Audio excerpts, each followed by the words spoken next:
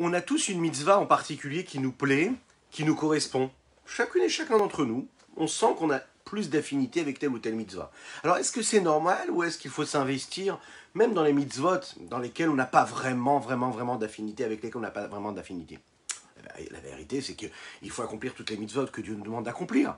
Mais c'est vrai que parfois, on sent qu'on est attiré par telle ou telle mitzvah. Bon, alors qu'est-ce qu'il faut faire? Il faut savoir que c'est normal. Parce qu'en fait, on a tous une âme.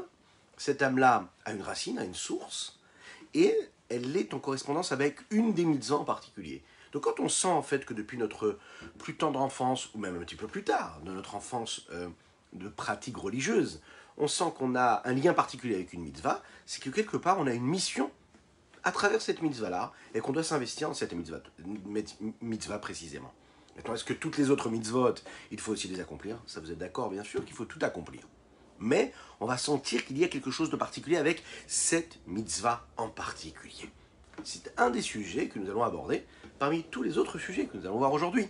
Et précisément cette importance de chaque mitzvah et de quelques-unes en particulier dans notre tanier du jour. Boker Tov Likulam, bonjour à toutes et à tous, je suis infiniment heureux de vous retrouver en cette magnifique matinée que Dieu nous offre sur la terre. Oui, et donc j'espère que vous êtes tous bien installés, que vous soyez en voiture, en vacances, au travail. N'hésitez pas à liker, à partager, à commenter cette publication, afin que nous soyons encore et toujours plus à étudier la Torah pour faire venir le Mashiach très rapidement, puisque c'est notre but ultime, c'est notre mission. Voilà. Juste après, c'est quelques notes de Nigun. Tadadaya, mayaya, mahaya, ya, maya, mayaya, mayaya, ya, dadadaya, dadadaya, dadadalalaya, ya, mayaya, mayaya, ya, dadadai, dadadadai, dadadam, bam, bam, bam, bam. Da-da-dai, da-da-da-da-dai, da-da-da-ai, ai-ai, da-da-dai, da-da-da-da-dai, da-da-da-ai, ai-ai, ai, da-da-dai, da-da-da-da-dai, da-da-dai, ai-ai, ai-ai, da-da-da-lai, ai-am, ai-ai-am, ai-ai-ai, da-da-da-lai, ai-am, ai-ai-ai, da-da-da-dai-am, ai-ai-am, ai-ai-ai. Ta-da-da-la-hi-ya-ya, ma-ya-ya-ya-ya, ta-da-dai, da-da-da-da-dai, da-da-dai, ya-ya-ya, da-da-dai, da-da-da-da-dai, da-da-da-ma-ma-ma-mai, da-da-dai, da-da-da-lai, da-da-da-la-da-da-da, da-da-dai, da-da-da-da-dai, da-da-da-la-da-da-dai. Hi-ya, ma-ya-ya, ma-ha-ha-ha-ya-ya, ma-da-da-da-la-hi-ya-ya, ma-ma-ma-ma-mai, da-da-da-ya, da-da-da-ya-ya, ma-ha-ha-ha-ya-ya, da-da-da-la-hi-ya-ya, ma-ya-ya-ya-ya, da-da-da-i, da-da-da-da-dai, da-da-da-la-da-la-la-ya, da-da-da-i, da-da-da-da-dai, da-da-da-la-ya-ya, da-da-da-la-ma-ya, da-da-da-la-ya-ya-ya-ya. Boker Tov Likulam. Bien sûr, à ceux qui viennent nous rejoindre sur les différents réseaux. On va démarrer tout de suite avec un très grand Lechaim pour la Refoua Shelema, la guérison totale et complète de Pinchas Ber Ben Yentel. Qu'Hachem lui envoie une belle Refoua Shelema. N'hésitez pas à le souhaiter dans vos commentaires. Amen ve Amen. Refoua Shelema. Lechaim, Lechaim. Veiné. Et voici donc ce que nous avons à dire sur cette question-là.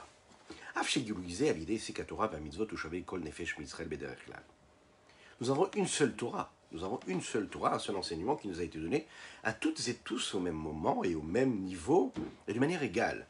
Et bien que le dévoilement qui se met en route et qui émane de cet investissement que l'on a lorsqu'on étudie la Torah, lorsqu'on accomplit une mitzvah, ce dévoilement, il est égal à toutes les âmes du peuple juif de manière globale. Ki Torah achat mishpat echad lekulanu, parce que nous avons tous une seule et même Torah. Afal piken, bederech prat en kol hanefashot o haruchot ve'haneshamot shavot be'inyan ze. De manière précise et particulière, chacun n'est pas le même que l'autre. Qu'est-ce que cela veut dire? On sait que dans l'Haneshama, il y a différentes dimensions. Il y a le Nefesh, le Ruach, Neshama, Chaya, Yechida. Ce sont différentes formes de dévoilement de l'âme. Elle s'exprime à travers ces différentes facettes. Ici, C'est intéressant de voir que l'Admor Hazaken fait référence à 3 de ses principales facettes. Nefesh, Ruach, Neshama. Chaya et Chida, on les laisse de côté ici. Précisément, chaque Neshama, ou chaque Ruach, ou chaque Nefesh ne sont pas égales l'une avec l'autre. Chacune est différente. Les fi'et, Uzman, Gilgulam, Uvam, Beolamazé, en fonction du temps, de l'espace, en fonction de l'instant, de l'ordre de l'enchaînement, de ce qui va être décidé, de l'incarnation, la réincarnation de cette âme-là, de cette parcelle d'âme qui va descendre dans ce monde-là ici-bas. Donc en fonction du moment où elle va descendre, en fonction de sa mission, eh bien, cette étincelle d'âme sera différente chez l'un comme chez l'autre. Kemamarazal, comme les Chachamim le disent, Avour bemaï avizeir tfe, amar les betzit roulé. Quand on pose la question à un sage, on dit, dis-moi, ton sage, ton maître et ton père, il était investi le plus dans quelle mitzvah? Il lui a répondu, il dit, dans les tzitzit. Bon, est-ce que ça veut dire que toutes les autres mitzvot n'étaient pas accomplies comme il fallait? Bien sûr qu'elles étaient accomplies comme il fallait. Mais dans la mitzvah des tzitzit, pour lui, c'était très important, il y avait quelque chose de particulier qui se passait. Donc, c'est ce qu'on disait en introduction, chacun va trouver qu'il a une affinité particulière avec telle ou telle mitzvah. On est méticuleux avec toutes les mitzvot, mais il y a parfois une mitzvah dans laquelle on va s'investir un petit peu plus que dans d'autres. Et c'est ce qui va définir ce dévoilement d'âme que nous avons de particularité. Vechen, et il faut le savoir aussi, en koladorot shavin, toutes les générations ne se ressemblent pas. Et dans chaque génération, toutes les âmes ne se ressemblent pas. Mais on sait que de manière globale, dans chaque génération, on a une mission particulière. Prenons un exemple. Le rabbi de Lubavitch, qui s'est évertué pendant des années, des dizaines d'années, à transformer le judaïsme mondial. Jusqu'à maintenant, on en voit les conséquences, Baruch Hashem. Bon. Eh bien, dans ce dévoilement-là, dans cet enseignement-là, il le disait, son but à lui, c'est de faire venir Mashiach. Il y a d'autres générations, on a toujours voulu faire venir Mashiach, mais on s'investissait dans différentes facettes et des différents aspects de la Torah.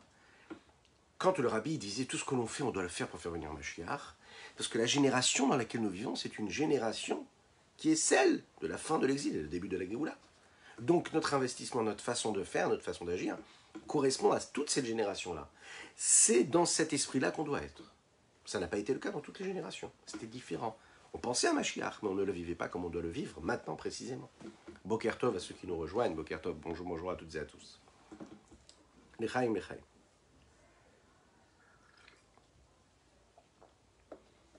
C'est ce qui se passe dans l'étude de la Torah, vous savez. Chacun, il a une petite part dans la Torah. Par exemple, on sent que quand on étudie un sujet de la Torah, ce sujet-là va nous plaire un petit peu plus que d'autres.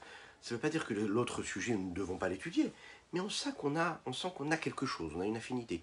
Il y en a, il va aimer plus la partie ésotérique, la Torah, Torah Chassidut, la Kabbalah. Il y en a, il va aimer un petit peu plus la Halacha. La Halacha, il peut passer des heures à étudier les lois. Il y en a un autre, ça lui parle un petit peu moins. Il préfère plus étudier la Gemara, par exemple. Donc chacun doit étudier chaque partie de la Torah, mais parfois on a une affinité particulière avec un morceau de Torah, avec une partie de la Torah. Et il faut savoir aussi, comme nous l'avons dit, que, par exemple, il y a des générations où l'essentiel même du travail, de ce qu'il y avait à fournir, c'était l'étude de la Torah, moins la tzedaka. Le Rabbi Shlomo Zalman, où il en vient à nous dire ici, c'est que la mitzvah de la tzedaka, par exemple, cette génération-là, c'est une mitzvah qui est très importante. La tzedaka à notre époque, c'est très important. C'est ce qui permet vraiment de créer cette harmonie, ce shalom, cette paix, cet amour global qu'il doit y avoir dans le peuple juif à travers cette mitzvah-là. Et puisque chaque âme, elle a une mitzvah en particulier, donc chaque neshama a une forme de lumière divine qui lui est propre, en particulier. Parce que dans chaque mitzvah, il y a une autre forme de révélation, de dévoilement de lumière, en fonction de la mitzvah et en fonction de l'âme de la personne qui est en train de l'accomplir, de la faire.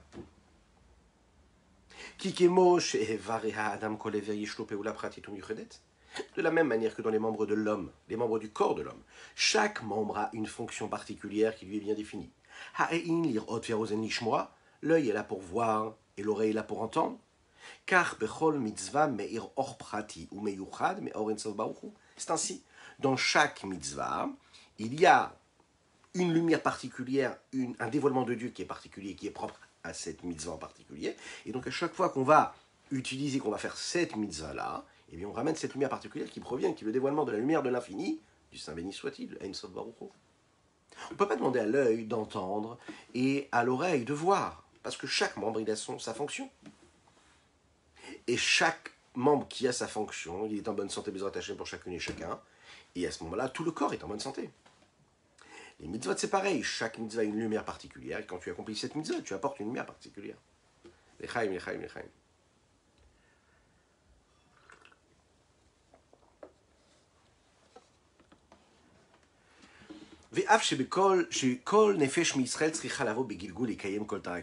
Maintenant, on sait aussi qu'une vie ne suffit pas pour faire tout ce que nous avons à faire. Une neshama, elle a besoin de descendre sur terre, une âme a besoin de descendre sur terre, et puis parfois elle reste quelques années, parfois beaucoup, parfois moins, en tout cas par rapport à notre espace-temps à nous, que nous considérons nous, elle a une mission à accomplir, elle a quelque chose à faire, donc elle va faire ce qu'elle a à faire. Parfois, elle va redescendre sur terre à travers des réincarnations, et à chaque fois qu'elle va redescendre parce qu'en fait elle a comme devoir d'accomplir les 613 mitzvot. Donc si pendant toute ta vie tu t'es investi dans une mitzvah et tu n'as pas fait toutes les autres mitzvot, ou bien tu t'es investi dans toutes les autres mitzvot, mais il y a une mitzvah que tu n'as pas fait, eh bien tu vas redescendre sur terre pour accomplir cette mitzvah que tu as à accomplir. Mais tout de même, il faut quand même le savoir. Mikol makom, lo nitzricha ela lehahadafa uzeirut uzrizut yetera. Si ce n'est quand elle descend, elle est là pour ce préférentiel-là, cette méticulosité, ce zèle que l'on va avoir dans telle ou telle mitzvah, avec beaucoup plus de force, beaucoup plus de puissance. Cette réincarnation, elle va être utile parce qu'on va s'investir beaucoup plus qu'on va s'investir dans toutes les autres mitzvot, qu'on va accomplir aussi, mais avec moins de méticulosité parce qu'on va mettre toute notre concentration, tout notre investissement dans cette mitzvah en particulier.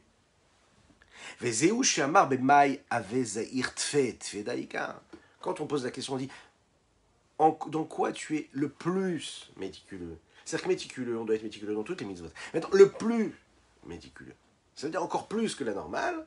Ça veut dire qu'il y a une mitzvah en particulier dans laquelle tu dois t'investir encore plus que dans les autres. Chacun et chacune d'entre nous, on doit accomplir les 613 mitzvot. Ça n'existe pas. De la même manière qu'un corps, Bezrat Hashem en bonne santé, il a besoin de quoi? D'avoir de s'exprimer, de vivre à travers ces 248 membres et ces 365 artères en bonne santé. On ne peut pas dire non, je vais vivre sans. Akadosh Baruch Hu fait parfois qu'un homme il va se servir, il va avoir tel membre qui est défectueux, si on peut s'exprimer ainsi. Parce que Dieu va lui donner la vitalité à travers tous les autres membres du corps. Mais chaque membre est nécessaire. Donc ces 613 mitzvot-là doivent être accomplis par chacune et chacun. Donc si tu n'as pas accompli ces 613 mitzvot et chaque mitzvah que tu devais accomplir, eh bien, tu dois revenir sur terre avec un Gilgul, c'est-à-dire en réincarnation. Parce que dans chaque neshama, dans chaque âme, il faut qu'il y ait cette perfection, cette totalité des 613 mitzvot qui soient accomplies.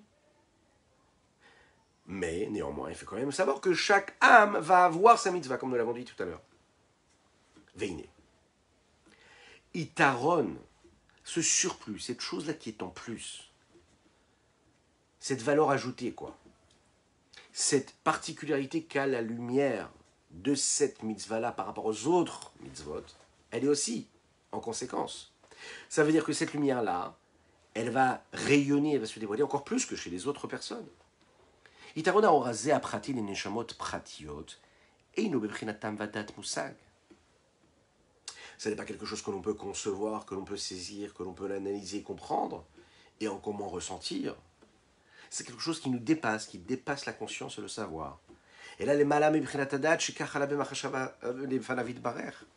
on ne peut pas décider de savoir et de comprendre pourquoi est-ce que telle personne va avoir plus d'affinité avec cette mitzvah et qui va s'investir avec cette mitzvah en particulier et pas avec une autre. Ça dépasse notre sagesse, notre pouvoir de compréhension et d'analyse, de savoir et de conscience. Ça nous dépasse. Dieu va décider que cet homme-là, quand il va descendre sur terre, il a plus d'affinité avec cette mitzvah-là. Parce que ça lui correspond. L'echaim, l'echaim. Vedugmato, et l'exemple que l'on peut en prendre à cela, pour bien expliquer cela, c'est Brinat Godel, Brinat Goral Mamash. Ici-bas sur terre, c'est quand on fait un tirage au sort. C'est la raison, vous vous rappelez qu'on est en train d'expliquer pourquoi nous disons que Ashrenu Matov Rel Kenu Umanaim Goralenu. Hier, nous avons expliqué pourquoi on est heureux qu'Akadosh Baruch Hu il a fait en sorte qu'on ait une part en lui, qu'on fasse partie de lui. Et là maintenant, nous parlons du fait que nous soyons heureux parce qu'en fait, Dieu il a décidé de faire en sorte que nous soyons son Goral. Manaïm Goral, enfin, son Goral. Nous faisons partie de ce Goral, de cette chance inouïe, mais pas seulement cette chance, C'est un peu comme quand on fait un tirage au sort et qu'on va tomber sur la personne. Alors cette personne sur laquelle on est tombé, elle a quelque chose de particulier par rapport aux autres, c'est tombé sur elle. Elle a gagné l'euro-million. Ce que je souhaite à chacune et chacun. Bon. On peut tout savoir ce Goral-là. Pardon. Excusez-moi. Ici, il est en train de nous dire qu'il y a aussi cette notion-là de Goral. C'est-à-dire que quand on décide que telle personne va avoir cette mitzvah à accomplir, c'est aussi une forme de Goral. La mitzvah, en fait, quand elle est en contact avec cette âme en particulier, et pas avec une autre, c'est parce qu'Akadosh Baruch Hu kachala b'machashavato, tel que ça a été décidé dans sa pensée, la pensée de Dieu, il a décidé que cette personne doit vivre de cette façon-là et doit recevoir ça à ce moment-là. Et cette personne-là, elle doit accomplir cette mitzvah avec plus de méticulosité. En d'autres mots, c'est pas toi qui décides de choisir telle mitzvah parce que tu dis « Ah, cette mitzvah-là, elle me plaît plus ». Pas du tout. C'est pas que tu t'es assis, que tu as réfléchi aux conséquences, que tu as réfléchi à la nécessité de telle ou telle mitzvah. Non. Cette mitzvah, elle s'impose à toi parce que « Kachala b'machashavato yitbarech ». C'est comme ça que ça a été conçu dans la pensée de Dieu. C'est ce qu'on appelle le goral en fait. La différence qu'il y a avec le chelek, c'est quoi? Par exemple, quand on fait un partage, d'accord? On va donner une petite part à chacun, on va définir quelle personne va recevoir telle ou telle part. Il y a deux façons de le faire.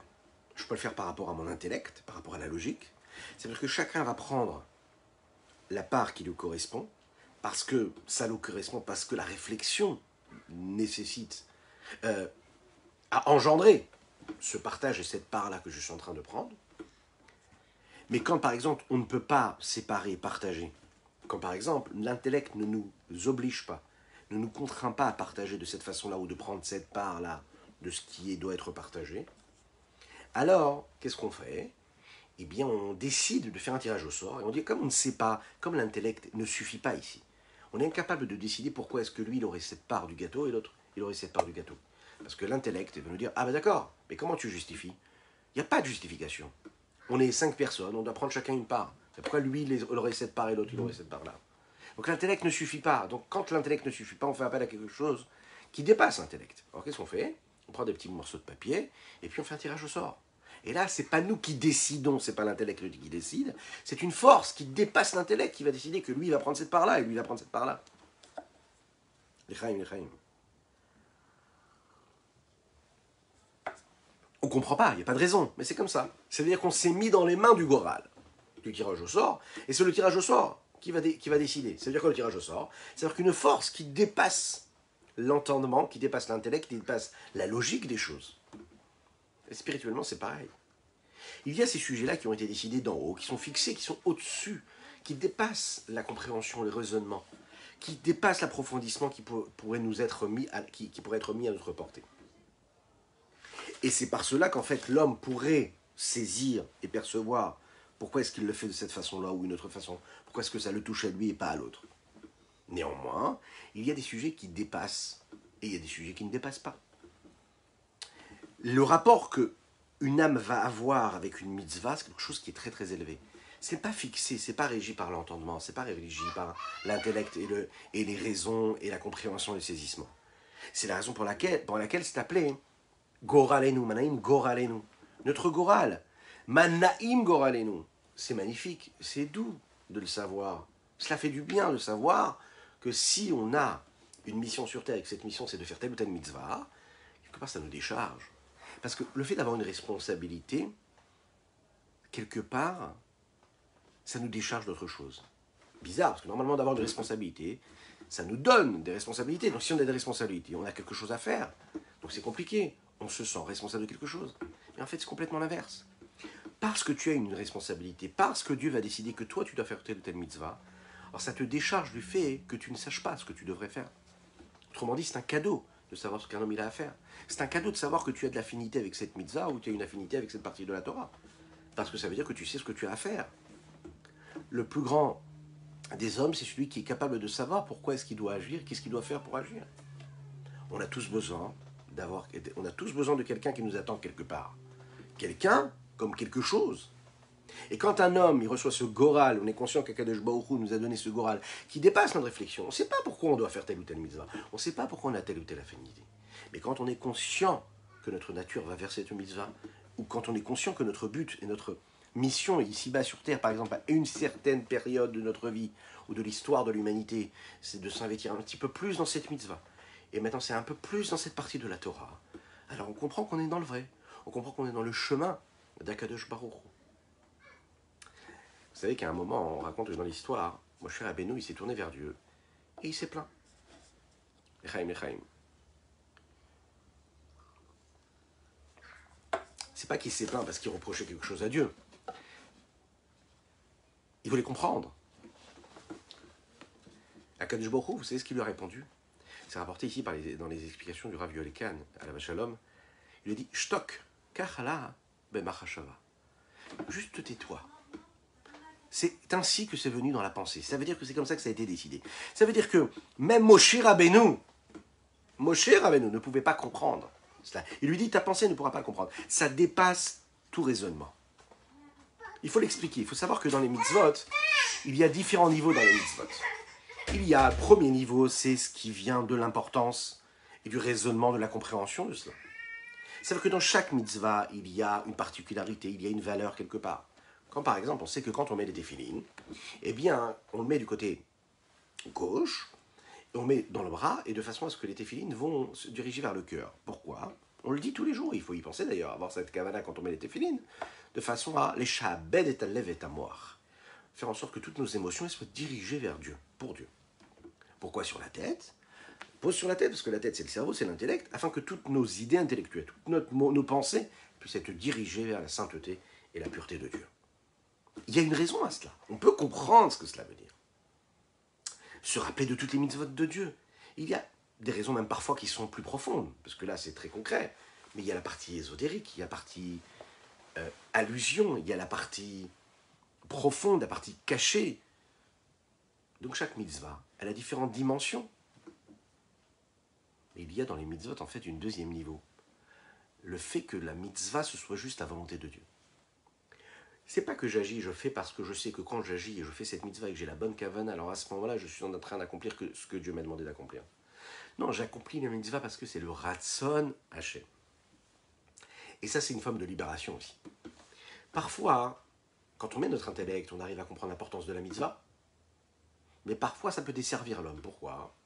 Parce que quand je fais passer ça par l'intellect, mon intellect, parfois, il peut m'amener dans une direction qui est inverse. L'intellect, par définition, il peut m'amener à une conclusion qui est différente de celle qui doit être amenée. Et donc je vais me retrouver à faire l'inverse de ce que je suis censé faire, parce que c'est mon intellect qui va décider. Quand dans chaque mitzvah, il y a ces deux niveaux-là, ça veut dire d'un côté, il y a une raison profonde à cette mitzvah. Tu mets les téphilines parce que ta tête, elle doit être dirigée vers Akadosh Baruch Hu. Ok, parfait. Mais il y a une autre dimension dans cette mitzvah, c'est le niveau d'accomplir la volonté de Dieu. Mitzvah melachon sivouy, ou mitzvah melachon tzavta. Je fais la mitzvah, je m'attache à Dieu, mais j'accomplis aussi son commandement. J'accomplis ce qu'il me demande, j'accomplis sa recommandation. Et ça, c'est une autre dimension. Je ne le fais pas parce qu'il y a une raison, je le fais parce que c'est sa volonté. Ça dépasse le raisonnement. Parce qu'il faut savoir en réalité que dans la source même, la racine des mitzvot, il y a la volonté de Dieu. Et on sait que la volonté dépasse tout entendement, tout raisonnement. C'est la raison pour laquelle, quand on a la volonté, eh bien on a la force de tout. Pourquoi? Parce que la volonté, elle va dépasser l'intellect. Ton intellect, il te dit que tu ne peux pas. Tes émotions, elles te disent non, t'arrives pas, t'as pas envie. Et puis la volonté, elle dépasse l'intellect qui te dit que tu peux ou tu peux pas d'après la logique. Elle dépasse le cœur qui te dit t'as envie ou t'as pas envie. Et elle te fait ce que t'as à faire. Ça, c'est la volonté. Et cette volonté-là, c'est celle qu'il y a dans les mitzvot. Les mitzvot, en fait, à la base, c'est une volonté qui n'a pas de raisonnement, qui n'a pas de logique. C'est la volonté de Dieu. Ensuite, ça descend. Et quand ça commence à descendre, là, il y a un raisonnement. Donc l'homme lambda, qu'est-ce qu'il se dit? Il se dit non, la mitzvah qui me paraît la plus abordable, celle que je devrais accomplir, c'est celle que je comprends. Oui, parce qu'il y a une logique, parce que je peux la comprendre. Je peux comprendre où la partie ésotérique, la partie profonde, la partie concrète, réelle, etc. Et puis, les mitzvot qui sont, qui dépendent juste de la volonté de Dieu, ou dans lesquels je n'arrive pas à comprendre la raison, je les mets un petit peu de côté. En réalité, c'est complètement l'inverse. Moins tu as de raisonnement, moins tu as de compréhension, moins tu arrives à saisir, plus tu te rattaches au côté volonté de Dieu qui vient dans la mitzvah, et plus tu te rapproches d'une dimension qui est plus élevée. Lechaim, lechaim, lechaim. il ressort de dire que quoi? Quand on dit Ashkenu Matov Chelkenu Manaim Goralenu, le Baal Shem Tov disait que qu'est-ce que ça veut dire qu'on doit faire parfois attention et qu'une personne a fait attention un petit peu plus à une mitzvah par rapport à une autre mitzvah? Ça veut dire que dans quelle mitzvah Kadosh Baruch Hu est clair, il est la lumière d'Akadosh Baruch Hu qui se révèle le plus. Parce que par la mitzvah, je suis en train de ramener une lumière qu'il y a dans cette mitzvah-là, précisément dans cette mitzvah-là. Et ce qui est très intéressant de dire ici, c'est que par cela, j'arrive à éclairer aussi toutes les autres mitzvot. C'est-à-dire que quand je mets en exergue une mitzvah en particulier, que je révèle une lumière d'Akadosh Baruch Hu à travers une mitzvah en particulier, c'est toutes les autres mitzvot qui sont impliquées, qui sont influencées, qui sont éblouies et touchées par cette lumière-là.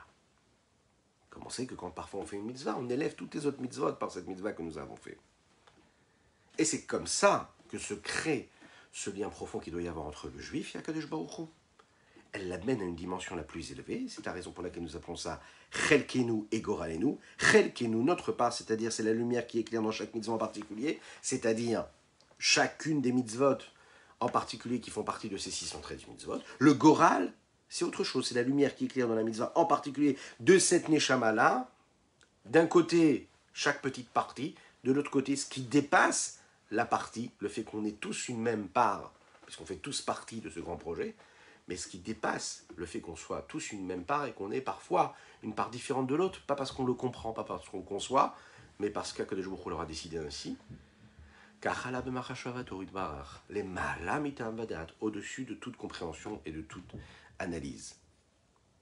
Bezrat Hashem, qu'Akadosh Baruch Hu fasse qu'on puisse se rapprocher encore un petit peu plus de lui, qu'on lui permet de se dévoiler encore un petit peu plus ici-bas sur Terre.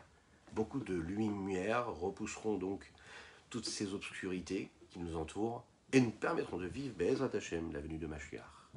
Je vous dis à très bientôt, je vous souhaite une excellente journée. N'oubliez pas de partager, de liker, de commenter. Nous avons étudié pour le mérite de chacune et chacun d'entre vous, mais aussi pour la refouécher les mal, la guérison totale et complète de Pinchas Ber Ben Yentel, qu'Hachem lui envoie une guérison totale et complète, qu'on puisse bientôt danser, chanter pour des smachot dans sa famille. Que des brachot. À bientôt.